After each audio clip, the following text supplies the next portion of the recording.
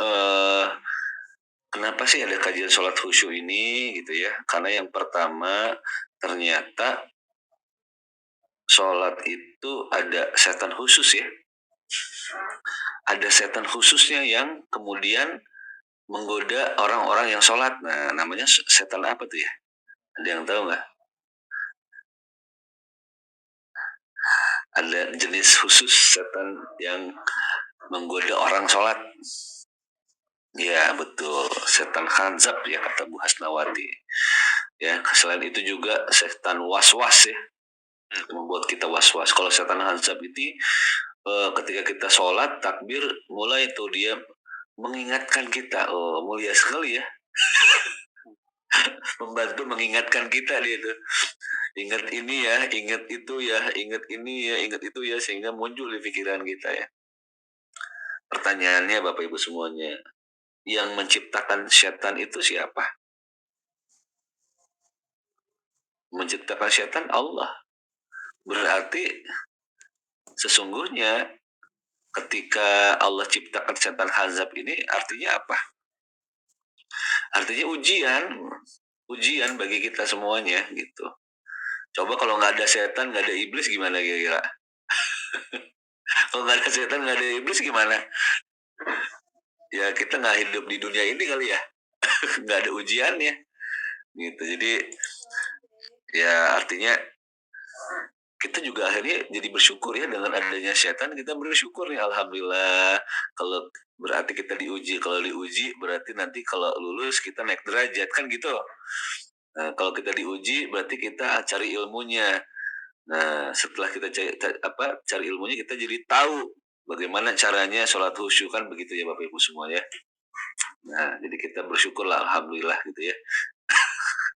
Bersyukur Allah ciptakan setan ini sehingga kita ngilmu nih hari ini ya.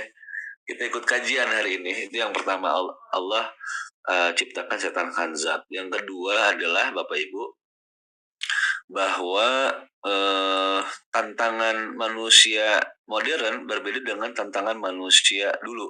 Manusia dulu emang zaman ini ya, zaman prasejarah gitu ya. Manusia purba. Maksud saya eh, orang-orang yang hidup di tahun 70-an, tahun 80-an, tingkat fokusnya, tingkat konsentrasinya beda nggak dengan orang-orang abad ini, saat ini? Beda ya? Nah, beda tuh. Kalau tahun 70-an, tahun 80-an, kira-kira acara TV kayak gimana ya? Zaman sekarang setannya nambah, setannya ada di HP. Iya. Kalau kami menyebutnya setan gepeng. Ya, hati-hati dengan setan gepeng ya. Apa itu setan gepeng? Handphone ya. Uh, dulu ya apa TV hitam putih gitu ya, kadang-kadang nggak punya TV, nah, apa ikut nonton tuh ke tetangga ya, masih inget kan Bapak Ibu ya? Di kampungnya yang punya parabola gitu ya zaman dulu. Jadi sehingga acara TV juga paling apa sih, TVRI Dunia Dalam Berita, Aneka Karya Safari, Kolom Pencapir, Si Unyil, kan acaranya bagus-bagus ya. Nah sekarang gimana tuh? Coba tuh, gimana acara TV sekarang? Belum lagi sosmed, gimana sosmed isinya? TikTok gimana? Instagram tuh ya, YouTube. Nah, zaman dulu mah tontonannya Aci, Aku Cinta Indonesia, lu kan bagus tuh ya.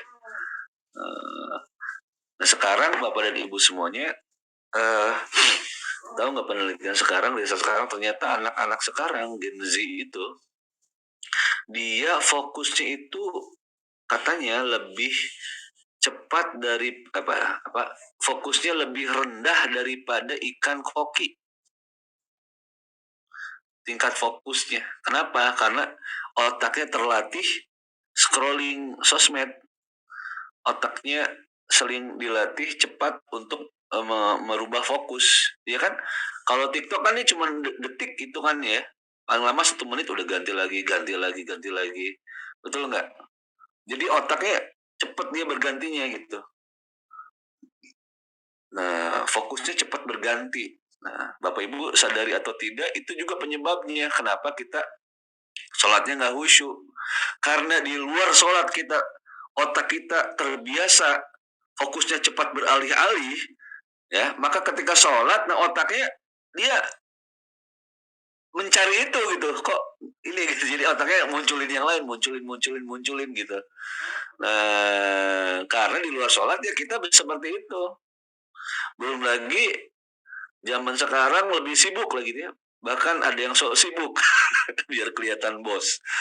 Jadi ada-adain pekerjaannya. Ada yang pergi pagi pulang pagi, ada pagi pulang dini hari gitu ya. Saking sibuknya. Multitasking itu juga disadari atau tidak membuat sholat kita kemudian tidak fokus Bapak Ibu semuanya. Anak-anak sekarang acuh dengan lingkungan fokusnya ke HP. Ya, jadi yang ingin saya highlight adalah yang ingin saya soroti di luar, karena di luar sholat otak kita terbiasa cepat mengganti fokus dengan apa mengganti scrolling media gitu ya. Nah, yang kedua juga TV cepat pakai remote nggak pencet gitu kan. Cepat kita mengganti fokus. Nah, ini terbawa dalam sholat. Akhirnya otak kita mencari fokus yang lain. Jadi gampang bosan intinya.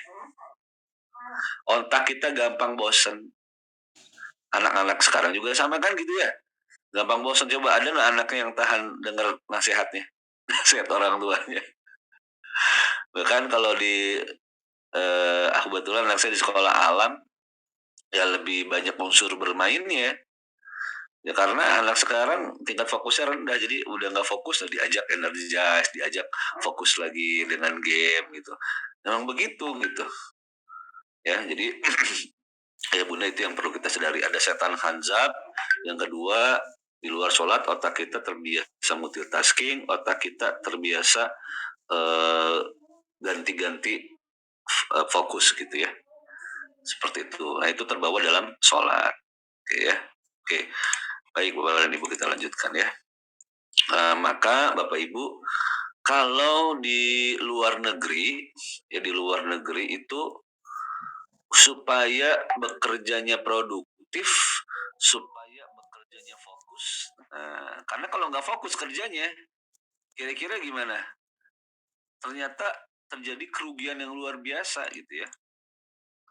Nah, 500.000 lebih pegawai, mereka tidak fokus dengan pekerjaannya. Kerugiannya 6 billion US dollar, berapa tuh ya kalau dibeliin kerupuk Palembang banyak nih kayaknya.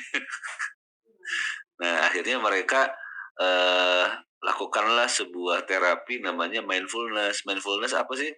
Latihan fokus, mencoba menikmati, hadir utuh sadar penuh ya. Hadir utuh sadar penuh gitu ya, dengan melatih nafas, fokus kepada nafas. Nah, ini mereka lakukan sebelum bekerja, bahkan ini menjadi culture gitu ya. Pada saat morning briefing ya, pagi hari mereka lakukan mindfulness. Apa yang terjadi? Stresnya berkurang, kecemasannya berkurang, depresinya berkurang, dan kemudian meningkat fokusnya, meningkat daya ingatnya, dan meningkat kreativitasnya. Nah, mari kita lihat orang-orang yang sudah melakukan mindfulness gitu ya. Orang yang normal person sebelah kiri ini unbalance, dia nggak seimbang gelombang otaknya ya. Ini anxiety, depresi gitu ya, kesehatan mental yang lemah gitu ya. Nah, setelah dilakukan mindfulness, mereka fokus meditasi gitu ya. Mereka latihan nafas, fokus kepada nafas. Maka setelah 15 menit mulai rada seimbang. Dan setelah 20 menit, nah ternyata gelombang otaknya seimbang gitu ya. Jadi Bapak dan Ibu yang dirahmati oleh Allah, nah pertanyaannya tadi apa itu mindfulness? Mindfulness itu hadir utuh, sadar penuh, menikmati kegiatannya, menikmati aktivitasnya gitu. Fokus kepada satu kegiatan, fokus kepada satu aktivitas gitu. Nah, jadi mari kita lihat ayatnya Bapak Ibu semuanya. Mindfulness kalau dalam Islam itu apa? Ya ingat Allah gitu. Nah, nanti ada latihannya ya. Nanti ada latihannya. Saya akan berikan gimana caranya kita melatih fokus. Jadi latihannya di luar sholat, jangan latihannya pas sholat gitu. Jadi latihannya di luar sholat gitu ya. Gimana cara melatih fokus? A'udzubillahi minasyaitonirrajim. Bismillahirrahmanirrahim.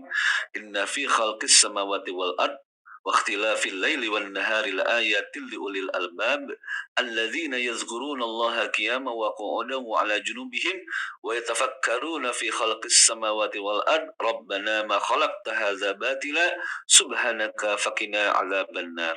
Sesungguhnya dalam penciptaan langit dan bumi dan pergantian malam dan siang terdapat tanda-tanda kebesaran Allah bagi orang-orang yang berakal, yaitu orang-orang yang mengingat Allah, ya, orang-orang yang mengingat Allah sambil berdiri, sambil duduk, dalam keadaan berbaring, dan mereka memikirkan tentang penciptaan langit dan bumi, seraya berkata, ya Tuhan kami, tidaklah Engkau menciptakan semua ini dengan sia-sia.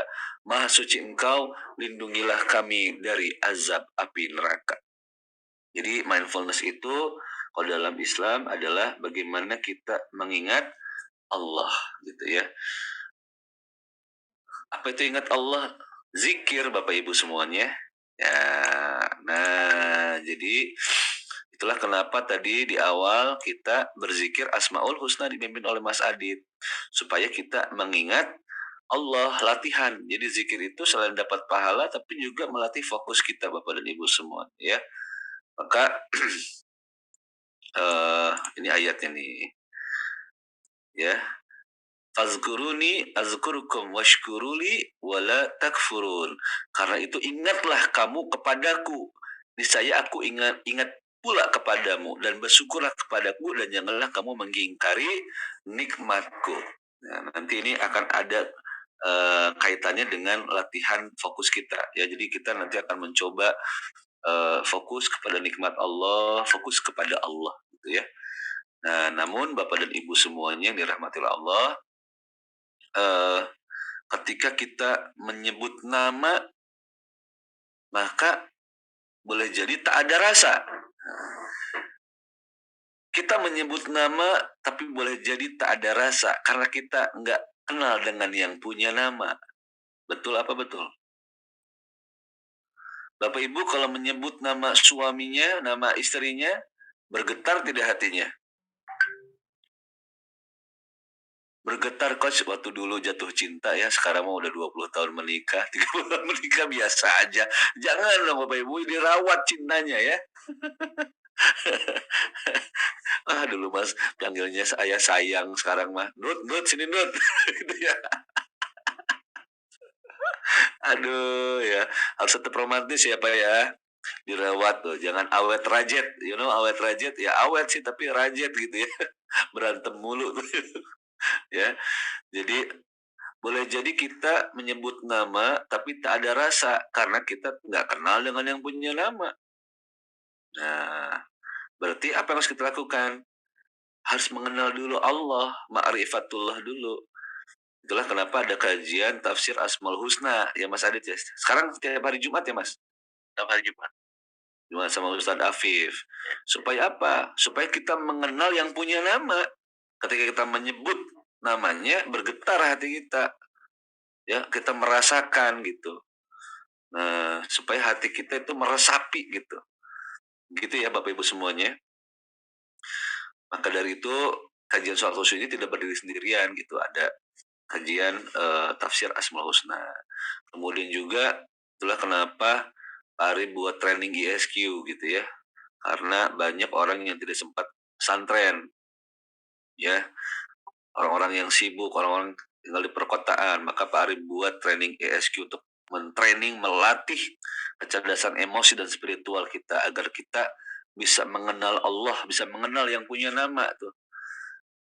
Bisa mengenal siapa diri kita, untuk apa kita hidup, dan mau kemana kita. Nah, itu ya, dengan metode Pak Ari yang Pak Ari buat. Nah, itu sangat membantu kita juga untuk fokus dalam sholat. Gitu ya. Oke, itu dia Bapak dan Ibu semuanya. Maka ayat yang lain, auzubillahi minasyaitonirrajim, alladzina amanu wa tatma'innul qulubuhum bi dzikrillah, bi dzikrillah tatma'innul qulub. Orang-orang yang beriman dan hati mereka menjadi tentram dengan mengingat Allah. Ingatlah hanya dengan mengingat Allah hati menjadi tentram. Orang-orang yang beriman hati mereka tentram dengan mengingat Allah. Ingatlah hanya dengan mengingat Allah hati menjadi tentram. bukan ingat suami ya, bukan ingat anak, ya bukan ingat siapapun, tapi ingat Allah, hati menjadi tentram. Bukan ingat saldo tabungan, hati menjadi tentram, tapi ingat Allah, menjadi hati menjadi tentram. Begitu Bapak Ibu semua. Nah, gimana mengingat Allah? Kita zikir, latihannya zikir ya, zikir Asmaul Husna. Nanti saya juga akan mengajarkan pada Bapak Ibu nafas syukur. Nah, nafas syukur supaya apa? Supaya hati ini merasakan kehadiran Allah, begitu ya. Nah, Allah itu kan kata Allah juga kan menyampaikan bahwa sesungguhnya aku dekat. Muhammad katakan, aku dekat, bahkan lebih dekat dari urat nadi mereka. Jadi Allah itu dekat dengan kita. Oh, tapi kok saya nggak merasakan ya? Ya karena kita nggak kenal dengan yang punya nama itu. Ya supaya kita mampu merasakan kehadirannya harus kenalan dulu, ma'rifatullah dulu gitu ya. Ikut nanti kajian hari Jumat ya, kajian sama Ustadz Afif, dan ikut training ISQ itu langsung cepat ya, cara cepat supaya kita merasakan hatinya, dilatih hatinya peka gitu ya. Oke. Itulah kenapa kalau Pak Ari itu training Pak Ari teranginnya siapin tisu ya yang banyak, karena dilatih hatinya untuk supaya peka kehadiran Allah, peka kepada cinta kepada Nabi gitu ya. Kenapa kok saya sholawat tuh nggak ada rasa? Ya nggak kenal dengan Nabi Muhammad. Bagaimana perjuangannya, siapa itu baginda Nabi. Nah, di training ISQ itu ya dilatih gitu, sehingga ketika sholawat itu bercucuran air mata gitu ya. Itu apa Ibu? Oke. Nah, kenapa sih kita harus sholat? Ya betul, tadi sholat adalah tiang agama. As-sholatu imaduddin faman aqamaha faqad aqamaddin wa man tarakaha faqad hadabaddin. Salat itu tiang agama, barang siapa yang menegakkannya dia menegakkan agamanya, barang siapa yang melalaikannya maka dia sedang merobohkannya gitu ya. Dan dari Muaz bin Jabal, Nabi sallallahu alaihi wasallam bersabda, nah, ra'su amril islamu wa amu luhus sholah. Inti pokok segala perkara adalah Islam, dan tiangnya penopangnya adalah sholat gitu ya. Hadis riwayat Tirmizi. Oke. Nah, kemudian Bapak Ibu yang dirahmati oleh Allah, sholat juga sebagai sarana kita memohon pertolongan. Ya, iya karena budu, iya karena nasta'in. Inikah yang kita membaca setiap sholat, betul nggak? Hanya kepadamu ya Allah kami mengabdi, kami menyembah, dan hanya kepadamu ya Allah kami meminta pertolongan. Jadi sholat itu adalah sebuah sarana agar Allah menurunkan pertolongan kepada kita. Siapa yang ingin ditolong oleh Allah? Coba angkat tangannya, katakan saya. Maka sholat, ya, sholat. Dan mohonlah pertolongan kepada Allah dengan sabar dan sholat. Wasta'inu bis-sabri was-sholah. Ya, mohonlah pertolongan kepada Allah dengan sabar dan sholat. Dan sholat itu sungguh berat, ya. Wa innaha lakabiratun illa 'alal khashiin, kecuali bagi orang-orang yang khusyuk. Nah, nanti kita akan bahas di bab 2 bagaimana caranya menghadirkan sholatnya khusyuk ya, menghadirkan rasa. Jadi kalau ingin dapat pertolongan Allah, kuncinya sabar dan sholat. Tapi kata Allah, sungguh berat sabar dan sholat itu. Coba kalau ada saudara yang lagi kena musibah, atau teman dekat lagi kena musibah, kita bilang gini, sabar ya. Dalam hati dia kan, sabar, nggak tahu aja yang saya rasain kan gitu. Karena sabar itu kan berat, memang berat Bapak Ibu semuanya. Dan sholat khusyuk itu juga berat gitu. Kecuali bagi orang-orang yang khusyuk. Nah, berarti kalau bagi orang-orang yang khusyuk ya ringan gitu ya. Insya Allah. Oke, yang keempat, Bapak dan Ibu yang dirahmati oleh Allah, sholat menghapuskan dosa. Nah, siapa yang dihapuskan dosanya? Angkat tangannya, katakan saya. Ah, dalam surat Hud ayat 114, dan dirikanlah sembahyang itu pada kedua tepi siang, pagi dan petang, dan pada sebagian permulaan daripada malam. Sesungguhnya perbuatan-perbuatan yang baik itu menghapuskan dosa, perbuatan-perbuatan yang buruk itulah peringatan bagi orang-orang yang ingat. Berulang lagi tuh kata-kata ingat ya. Jadi sesungguhnya Bapak dan Ibu, sholat itu menghapuskan dosa dari perbuatan-perbuatan yang buruk. Ya, insya Allah. Jadi ketika kita sholat, insya Allah Allah akan mengampuni dosa-dosa kita. Dan kemudian sholat itu juga disaksikan oleh para malaikat, Bapak Ibu semuanya. Ya, dalam surat Al-Isra ayat 78, dirikanlah sholat dari sesudah matahari tergelincir sampai gelap malam, dan dirikan pula sholat subuh. Sesungguhnya sholat subuh itu disaksikan oleh para malaikat. Ya, dan ada kisah, Bapak Ibu, suatu hari Rasulullah pulang dari masjid dan mendapati di rumah putri beliau Siti Fatimah Az-Zahra masih tidur. Ya, kayaknya juga itu masalah kita juga ya. Ya, jam 6 anak-anak masih tidur gitu ya. Nah, Rasulullah melihat tuh Fatimah masih tidur. Kemudian dibangunin. Hai Fatimah, bangun, Fatimah bangun. Saksikanlah rezeki Rabbmu, karena Allah membagi-bagikan rezeki pada hambanya antara sholat subuh dan terbitnya matahari. Nah, Masya Allah. Jadi selain disaksikan oleh malaikat, ternyata di waktu subuh dan terbitnya matahari Allah bagi-bagikan rezeki. Itulah kenapa ayam berkokok pada subuh hari.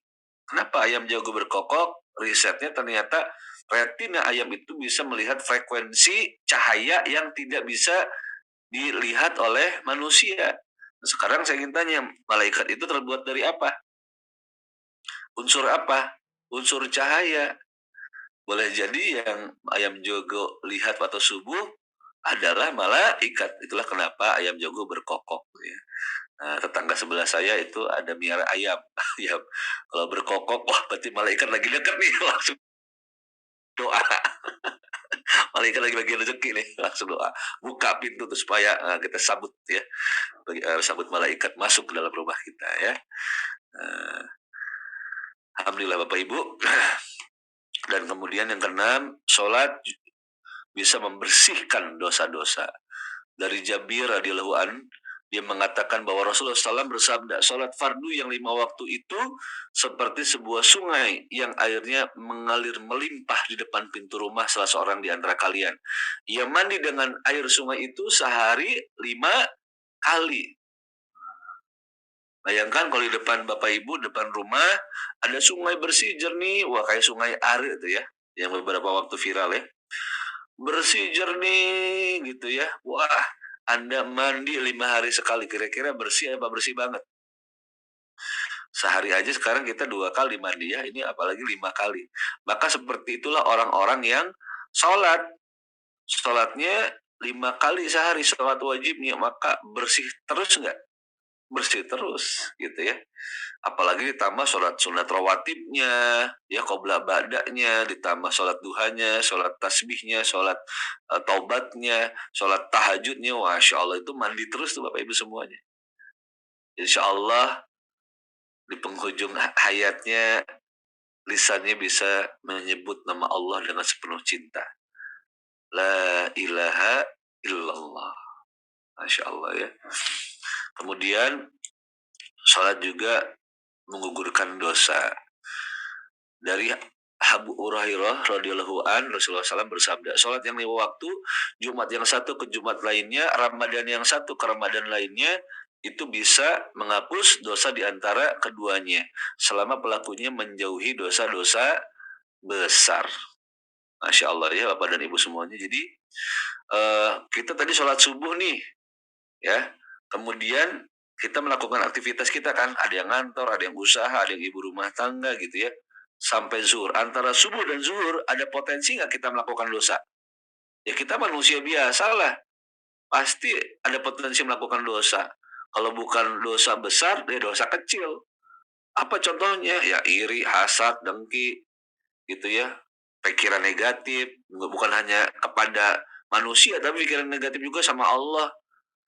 Negatif thinking tentang rezekinya, ngeluh tentang rezekinya, itu kan dosa. Nah, di zuhur kita sholat, maka Allah hapuskan tuh dosa-dosa kecil antara waktu subuh dan zuhur.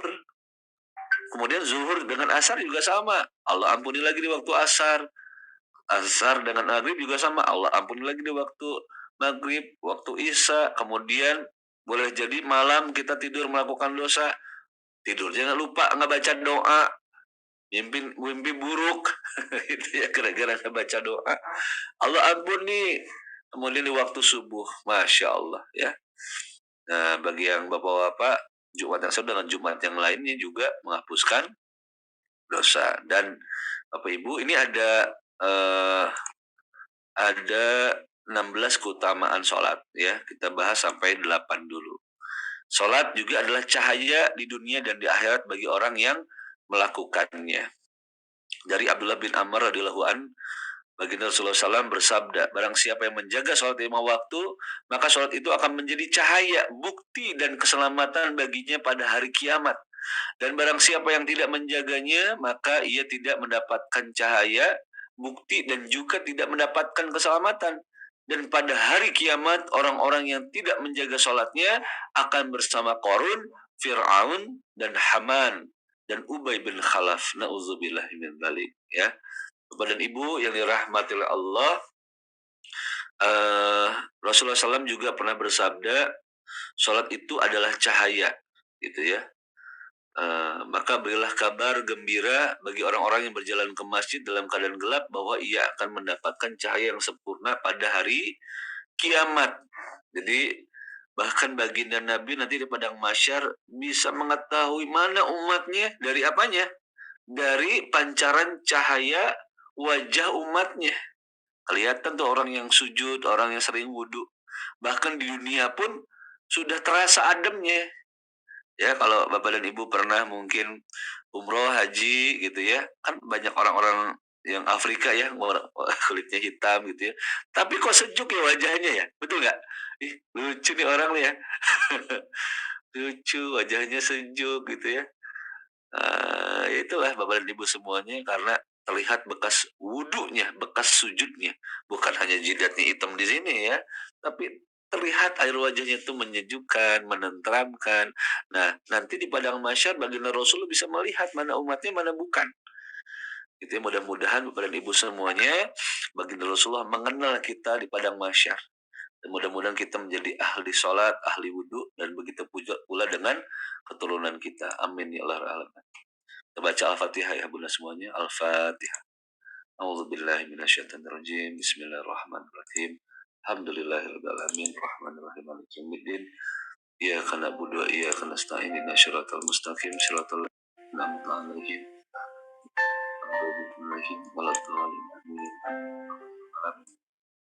Sekarang kita berlatih nafas syukur ya Bapak Ibu semuanya.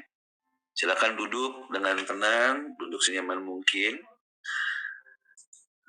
Kita latihan nafas syukur ketika menarik udara, tarik dalam-dalam, dan dalam hati sebut nama Allah.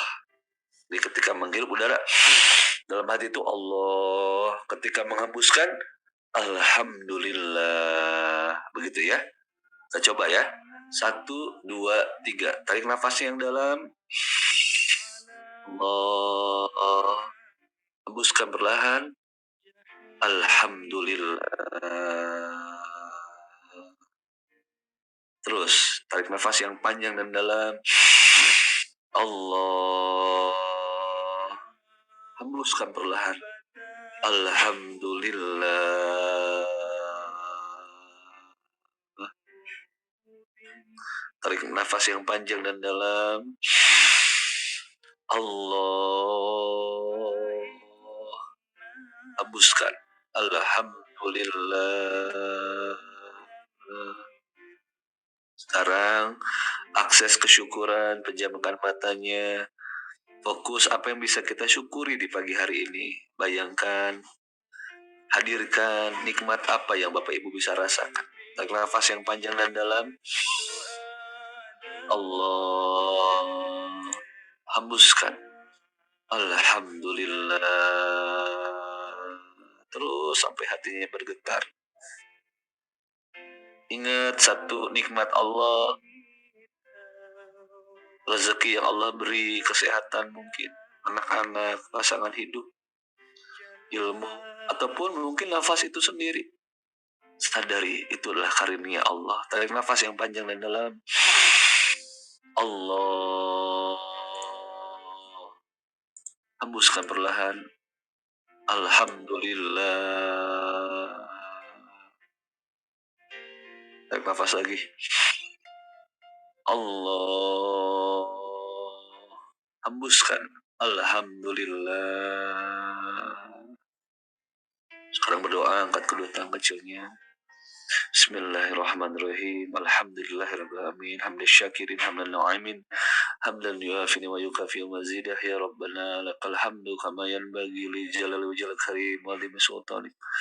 Allahumma sholli ala sayyidina Muhammad wa ala ali sayyidina Muhammad. Segala puji hanya milik-Mu ya Allah, dua Engkau Tuhan semesta alam. Segala puji hanya milik-Mu ya Allah, duhai Engkau yang menciptakan alam semesta raya. Segala puji hanya milik-Mu ya Allah, duhai Engkau yang meninggikan langit tanpa tiang, menghamparkan bumi untuk kami. Segala puji hanya bagi-Mu ya Allah, duhai Engkau yang menaburkan bintang-bintang di angkasa. Segala puji hanya bagi-Mu ya Allah, duhai Engkau yang menjadikan matahari bersinar, rembulan bercahaya. Segala puji hanya bagi-Mu ya Allah yang menciptakan kami dari ketiadaan. 100 tahun yang lalu kami tak ada ya Allah. 1000 tahun yang lalu kami tak ada ya Allah. 1000 tahun yang lalu mata kami tak mampu melihat, telinga kami tak mampu mendengar. Lalu kemudian Kau ciptakan kami dari setetes air yang hina. Kemudian Kau bentuk kami menjadi segumpal darah. Kemudian Kau bentuk kami menjadi segumpal daging. Kau berikan kami tulang belulang. Kau sempurnakan wajah kami, Kau berikan kepada kami penglihatan. Terima kasih ya Allah. Dengan mata ini kami bisa menatap, kami bisa membaca Al-Quran-Mu ya Allah. Kami bisa menatap wajah orang tua kami, pasangan hidup kami, anak-anak kami. Terima kasih ya Allah, dengan telinga ini kami masih bisa mendengar firman-firman-Mu, ayat-ayat-Mu, hadis-hadis Nabi-Mu, ilmu-ilmu yang bermanfaat. Terima kasih ya Allah, Kau berikan kepada kami tangan agar kami bisa beramal soleh, agar kami bisa bersedekah. Kau berikan kepada kami kaki agar kami bisa berusaha, agar kami bisa mencari karunia-Mu ya Allah. Sempurna nikmat-Mu ya Allah. Fabi ayyi ala'i rabbikuma tukadziban. Nikmat mana lagi yang kami dustakan ya Allah. Terima kasih atas karunia-Mu pada pagi hari ini yang indah. Salat subuh yang Kau berikan kepada kami ya Allah. Terima kasih Kau bangunkan kami sholat tahajud. Terima kasih Kau bangunkan kami sholat subuh ya Allah. Terima kasih ya Allah ya Rahman. Terima kasih karunia hidup ini ya Allah. Terima kasih atas ihsan, iman, dan Islam yang Kau karuniakan. Terima kasih atas baginda Nabi yang Kau turunkan. Terima kasih atas Al-Quran yang Kau turunkan. Terima kasih ya Allah. Rabbana zalamna anfusana wa lam taghfir lana wa tarhamna lanakunanna minal khasirin. Rabbi auzi'ni an ashkura ni'mataka allati an'amta alayya wa ala walidayya wa ala malan salihan tarduhu wa adkhilni bi rahmatika fi ibadika sholihin. Rabbi ij'alni muqimas salati wa min dzurriyyati rabbana wa taqabbal du'a. Rabbana atina fid dunya hasanah wa fil akhirati hasanah wa qina adzabannar. Subhana rabbika rabbil izzati amma yasifun wa salamun alal mursalin walhamdulillahi rabbil alamin. Alhamdulillah. Bapak dan Ibu, nanti itu tadi baru latihan ya. Nanti dilatih, tolong dilatih 3-4 menit. Bapak Ibu diam, duduk, mungkin habis sholat ya. Habis sholat kan zikir tuh. Nah, duduk, diam 3-4 menit. Nafas syukur seperti tadi ya. Menghirup udara, ucapkan nama Allah, menghembuskan, ucapkan alhamdulillah. Duduk tenang, pejamkan mata, ingat nikmat Allah. Ini kita latihan fokus. Nanti kita akan ketemu lagi hari Selasa ya, Mas Adit. Selasa. Jadi latihan ya. Latihan sekarang hari Kamis, Jumat, Sabtu, Minggu, Senin. Latihan 5 hari nafas syukur. Nanti Bapak Ibu akan rasakan sendiri dampaknya ya. Nah, ini melatih fokus kita, tapi juga dapat pahala. Sekian Mas Adit semuanya, mau verbatin.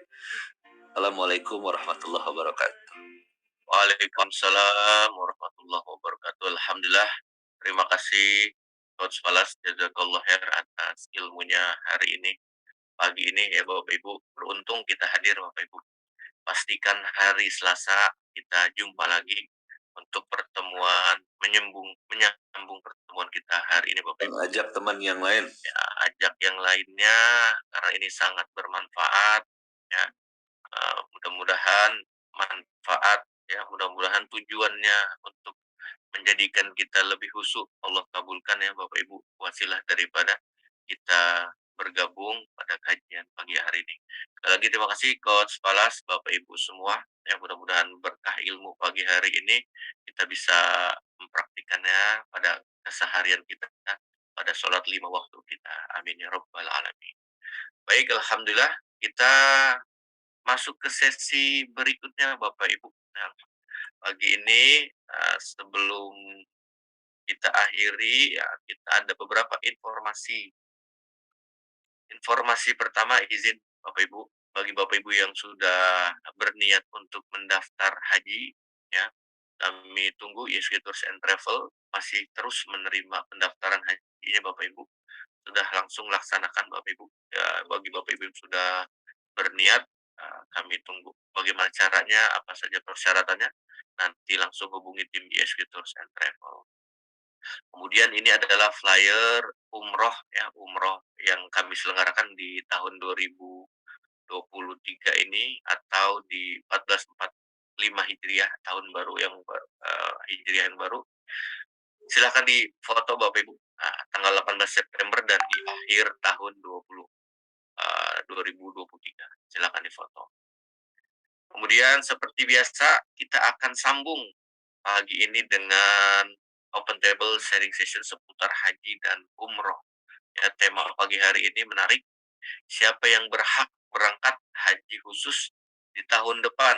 Ya, ini sifatnya masih prediksi, tapi ya, kita lihat data-data dan pengalaman yang telah kita lakukan selama bertahun-tahun belakangnya. Bersama Bapak Muhammad Solihin ya, Om Sol boleh ceritain Om Sol tema kita pagi hari ini sambil saya sambungkan ke streaming YouTube. Silakan Om Sol. Ya, baik. Assalamualaikum warahmatullahi wabarakatuh. Bapak Ibu semuanya, ya penyelenggaraan haji ini belum usai.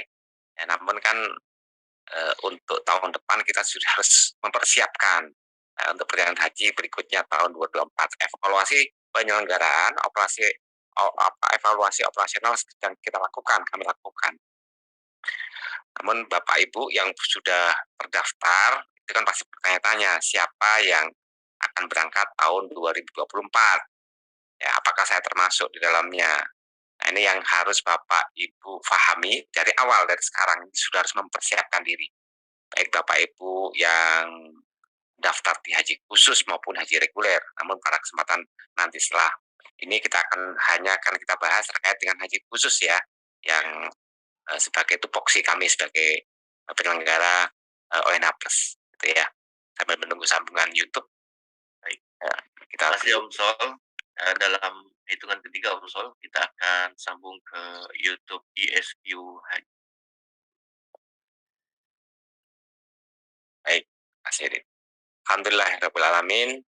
Saya ucapkan selamat datang kepada Bapak Ibu, baik yang di Zoom maupun sobat-sobat ISQ dimanapun Bapak Ibu berada di seluruh Indonesia, bahkan di mancanegara ya, pasti hadir nonton live YouTube di kesempatan pagi hari ini.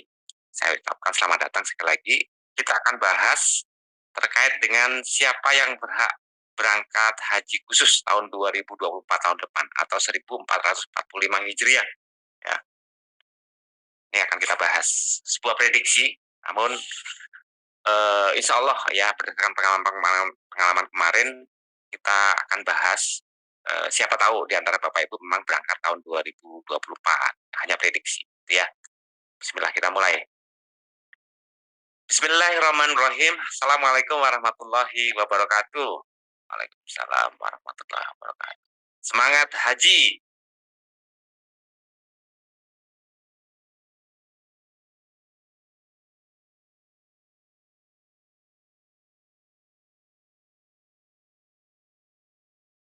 Reguler saat ini masih belum usai. Ya, sebagian jamaah haji reguler sudah pulang ke tanah air. Hampir 60-70% sudah pulang, tinggal 30% saja yang saat ini berada di kota Nabawi, di kota Madinah maksud saya. Ya, mereka beribadah pastinya pusatnya adalah di Masjid Nabawi, Masjid Nabi. Kemudian Bapak Ibu semuanya, ya nanti haji reguler itu akan pulang semuanya tanggal 3 Agustus nanti. Jadi masih ada beberapa hari ke depan ya, 1 minggu ke depan ini haji reguler akan pulang ke tanah air. Nah, evaluasi penyelenggaraan haji khususnya kami, ya haji khusus ini sedang kami lakukan, terutama hal-hal yang sifatnya teknis, sifatnya operasional. Namun kami juga mengevaluasi terkait dengan prediksi siapa-siapa yang berangkat tahun 2024. Tentu hal ini sudah ditanyakan, banyak ditanyakan oleh Bapak Ibu yang sudah terdaftar di tahun-tahun sebelumnya. Nah, jadi evaluasinya tidak hanya dari sisi operasional, teknis, hotel, fasilitas, tenda, maktab, tapi juga siapa yang berhak berangkat tahun 2024. Ya, pertanyaan yang Bapak Ibu pasti tanyakan adalah apakah saya termasuk di jamaah haji khusus 2024? Ini kan pertanyaan yang sering ditanyakan baik di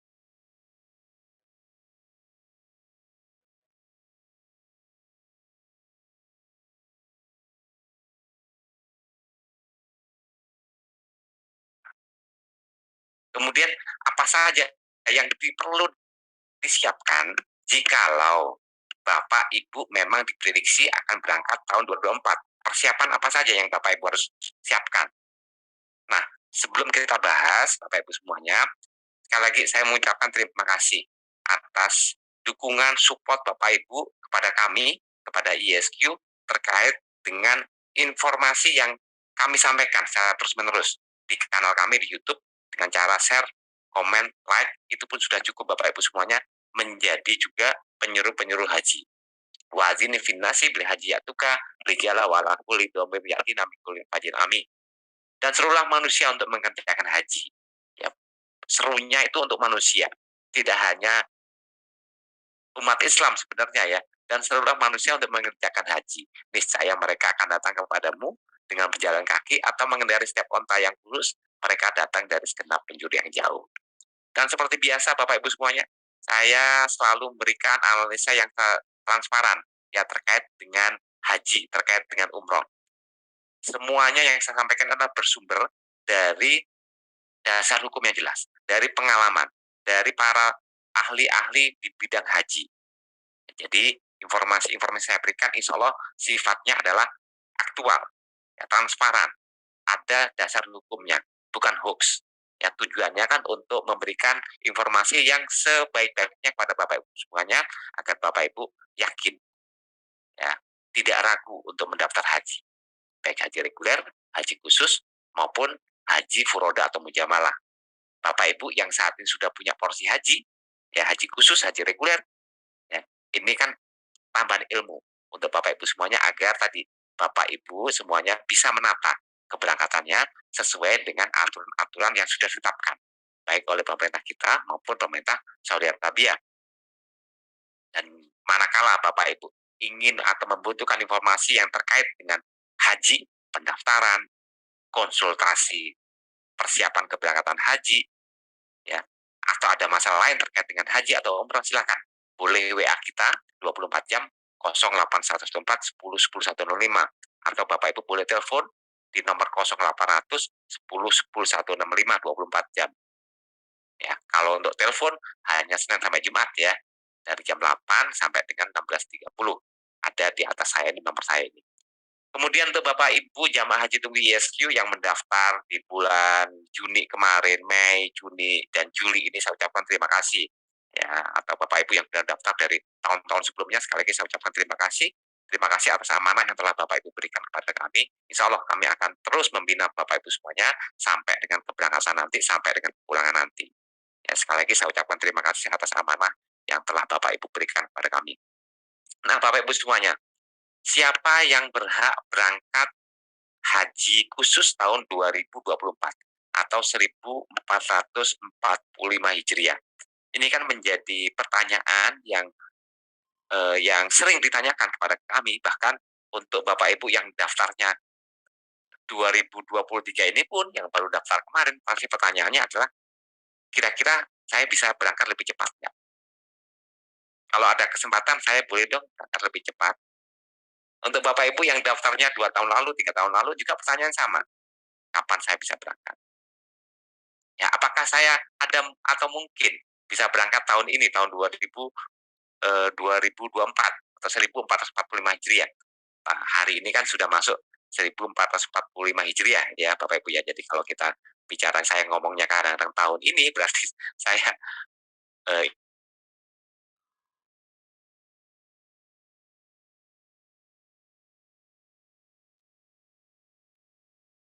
tiga ya. Jadi untuk haji tahun 2024 nanti 1445 Hijriah ya, itu sebenarnya kita sudah bisa prediksi walaupun tidak akurat ya Bapak Ibu ya, dengan asumsi-asumsi berdasarkan penyelenggaraan haji atau kuota haji tahun 2023 ini 1444 Hijriah tahun lalu yang baru usai ya, hajinya belum selesai. Nah, apa saja yang menjadi dasar hukum pertimbangannya,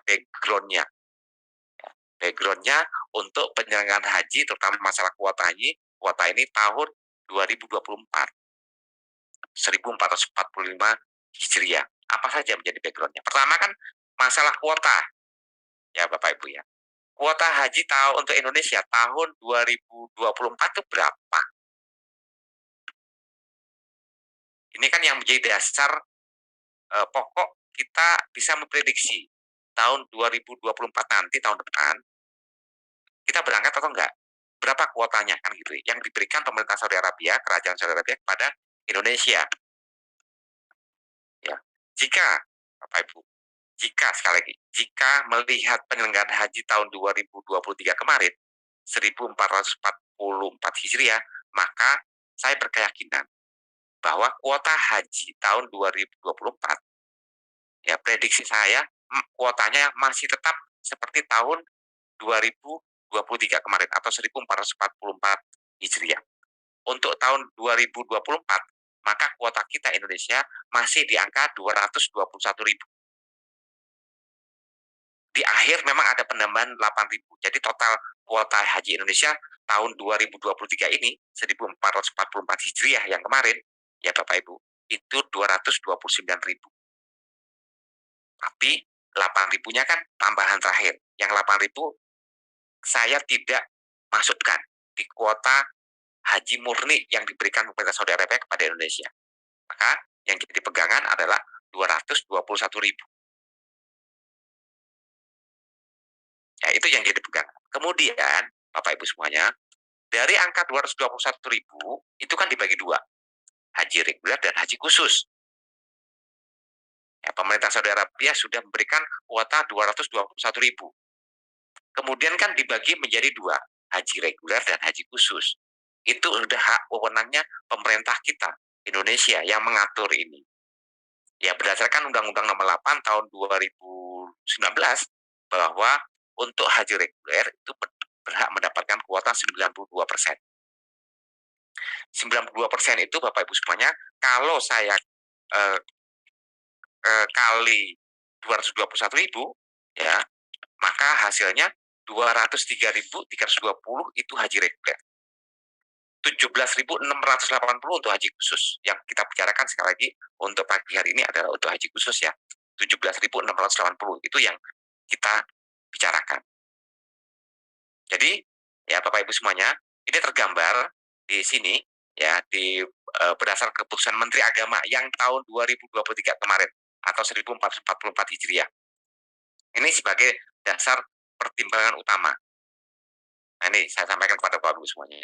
Nah, ini ya, prediksi kami tahun depan itu masih sama, 221.000.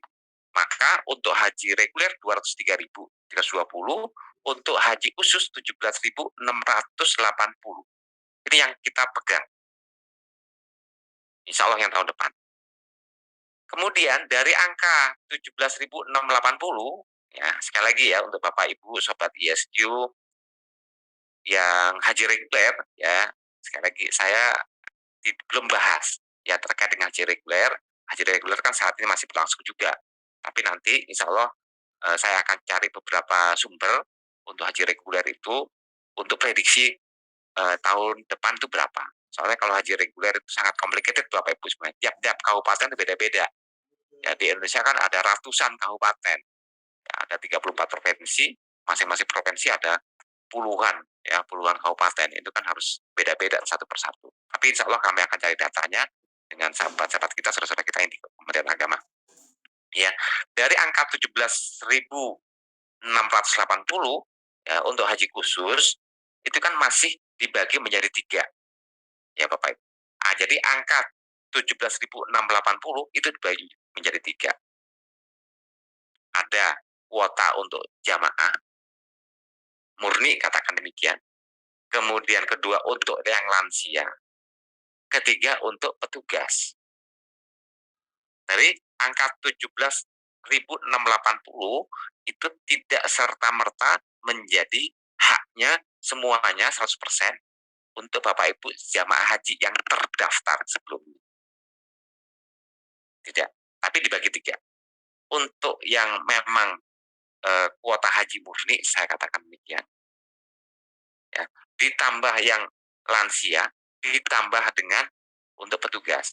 Totalnya 17.680. Nah, berdasarkan penyelenggaraan haji tahun lalu 1444 Hijriah, ya, pembagiannya kurang lebih seperti ini. Ya, pembagiannya yang terjadi pada tahun kemarin 1444 Hijriah, ya Bapak Ibu semuanya, saya bisa gambarkan di hadapan Bapak Ibu.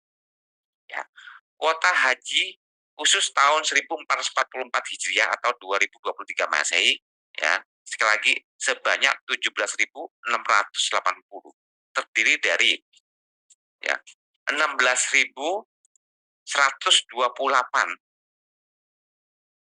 ya, itu untuk Bapak Ibu sebagai jamaah haji yang memang mendapatkan kuota murni. Jadi 16.128. Kemudian kedua, 177 untuk Bapak Ibu yang termasuk jamaah haji khusus prioritas lanjut usia. 177 tadi. Kemudian untuk petugasnya 1.375. Itu untuk petugas. Petugas itu ya ada dokter, ada pimpinan rombongan, ada pembimbing ibadah. Ya, ada juga petugas petugas lainnya. Ya, tapi petugas penyelenggara biasanya pimpinan rombongan, tour leader, ada amirul had.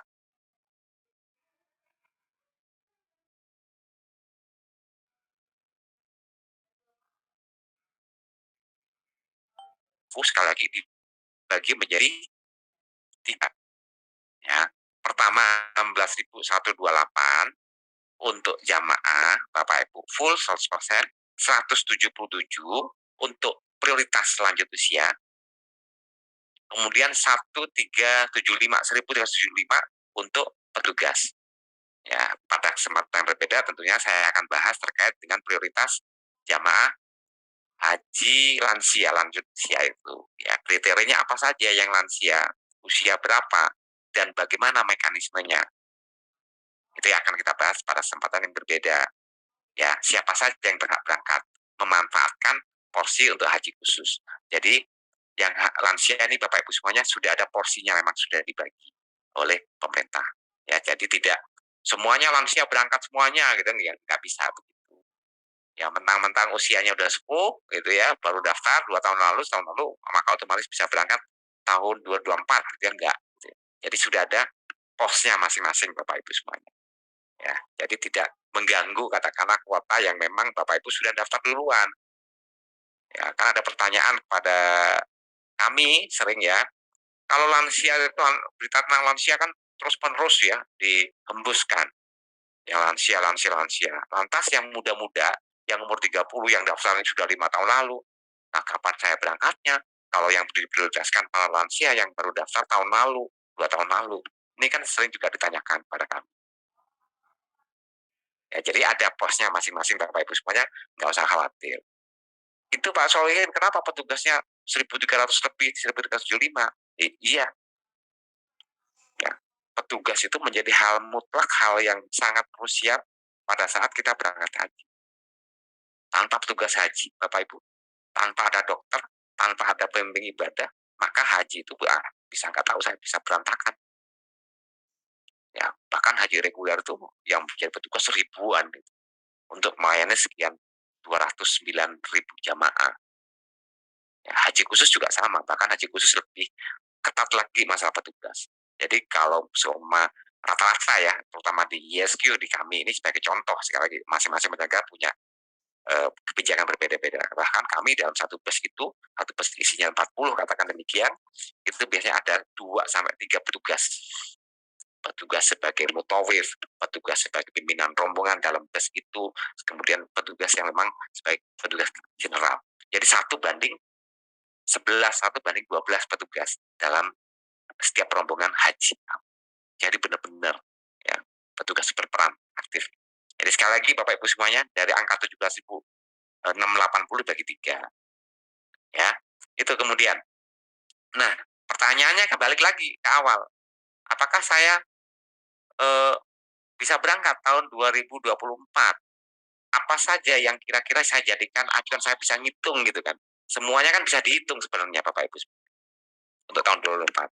Maka saya mencoba ya beberapa jam yang lalu, dari semalam saya itu mengumpulkan beberapa data untuk tahun 2023 kemarin. Dasarnya ini apa saja sih? Surat-surat dari Kementerian Agama yang ditujukan kepada kami untuk bisa berangkat tahun 2023 ini apa saja sebagai dasar hukumnya.